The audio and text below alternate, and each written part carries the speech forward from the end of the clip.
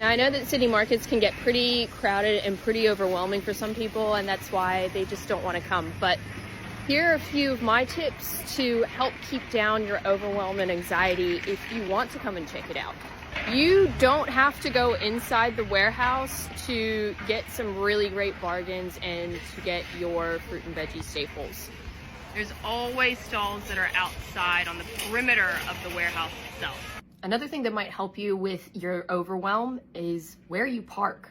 Now, most people enter the markets off of Centenary Drive, and this can get backed up depending on the time that you come through. And then you park here. Or you come through the back of the markets and then sometimes through this way, and even that can get hectic. But if you pass the main gate, you can in fact get into the markets from the back area just behind the Sydney Flower Market. And this is rarely ever crowded. And then you can park at the flower markets themselves and just walk over. If you do venture in the warehouse, you can create a meeting point because there are numbers around each and every single exit. If you do get lost or stuck, the market office is at number 1.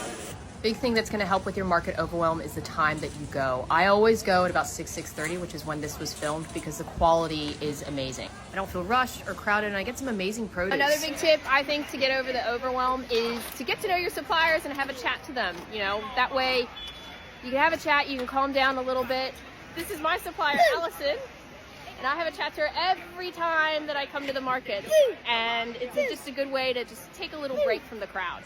The markets can feel like a lot, and it might feel like sensory overload, but give it a couple of goes, plan your route, and find your own pace. And before you know it, you'll be weaving through like a pro. And if you've got any more tips on how to manage the markets, let me know in the comments. Maybe I'll see you there on my next market run.